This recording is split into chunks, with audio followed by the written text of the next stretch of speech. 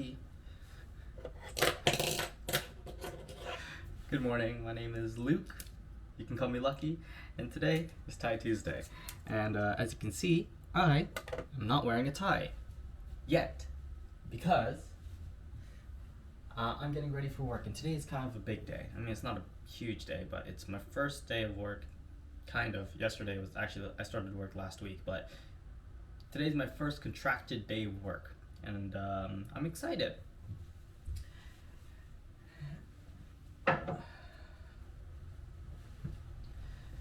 And I've picked out a very special tie. Not like the most special tie, but it's one that I really like, and it suits my colors today. It looks like this. I call it the Confucian tie. And, you know, a little racy with it, but it really is one of my favorite ties. It has a nice pattern. It matches well with light shirts and dark shirts, like light blue, light dark blue shirts.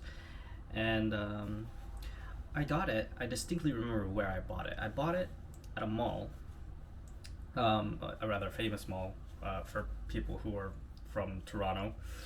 It's called Pacific Mall, and I bought it there because the moment I saw it, I just thought, surely this is where Confucius lives.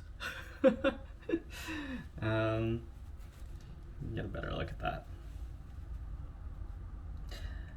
And whenever I wear this tie, I always get a few like, oh yeah, it's a really nice tie. I get a few of those. I mean, everyone likes almost all of my ties. But this is certainly up there in the A-tier list ties. Enough about ties. I bought a new camera recently. And if you know anything about cameras, it was expensive. I mean, you're gonna find that in any hobby. Every hobby has, you know, those aspects to it. They're either very expensive or very laborious. Photography is like that. Leathercraft is like that. Cycling is like that. You know, all hobbies have their pitfalls. But we do it for the love of the game, am I right?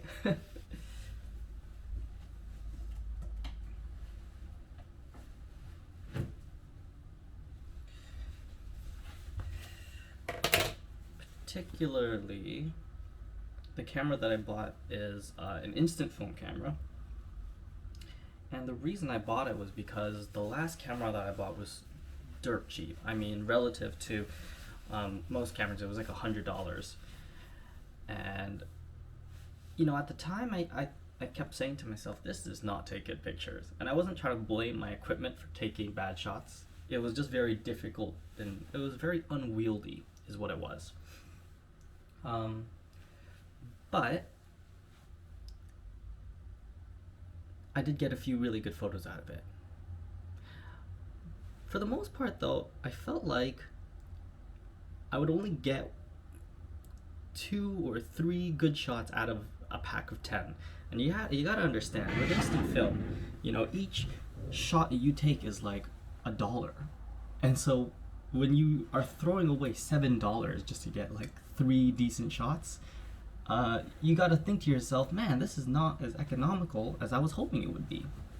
Which is why I was really drawn to this idea of this new camera. I could probably just show it to you. It's called like the Evo Cinema Hybrid, and it's essentially not a camera. It's principally a printer that has a camera. And I'll show you what that looks like after I finish tucking my shirt into my pants.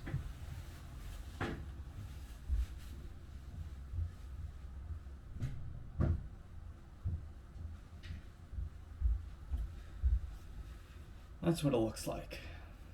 You can see, I mean, if you really take a moment to think about it, this is just the printing unit where it holds the film, and it just happens to have a camera and a display.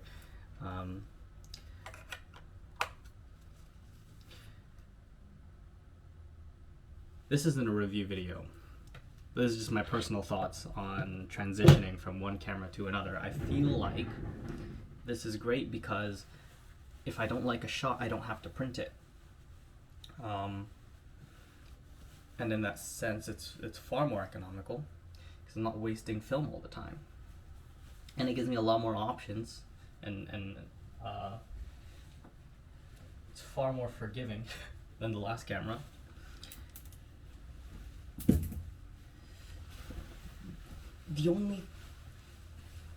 I'm just gonna say it like this, the only complaint that I have is that I feel like the image quality isn't as sharp, and I think that's just basic science. I think when you have a very analog camera where its job is just to open and close its shutter, it does a really good job of that, and the film comes out with analog precision, which is a good thing. But with the printer, it prints. Simply, it does that. It is digitally transcribing the image onto the film, and because of that, I feel like the image quality is slightly less good. Does it bother me? No. I think, the whole reason I wanted to get this camera was so that I could capture moments and feelings and emotions, and then bring those into the physical realm with a small little instant film, and then I could keep those and give those to other people, or put them in my album, and that's the main goal, and it achieves the goal, so I'm happy. Was it expensive? Yes. Did I want more? Yeah. Am I happy with it? Yes. I think I said that twice. This sounds really disingenuous now, but I am happy with it. I mean, it's not like I can go back. What am I gonna do? Return it? Oof. Heck no.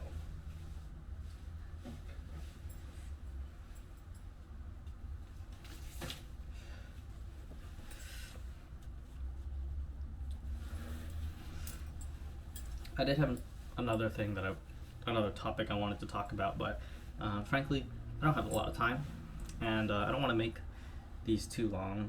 In the future, I might make my videos a little longer, and I might try and do more leather work. Like I might want to do like a craft from start to finish, which would take like anywhere from half an hour to probably an hour.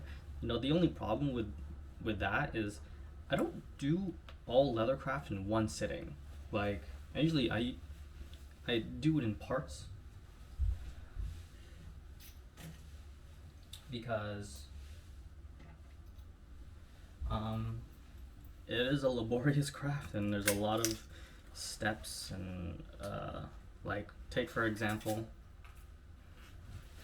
this is my current project. This is going to be a gift for a friend. I'm going to turn this into kind of a pen holding case. So I just cut it out first, and then I need to wax the face. I need to clean up these edges, and then I need to punch sewing holes all throughout here, which is going to take a long time.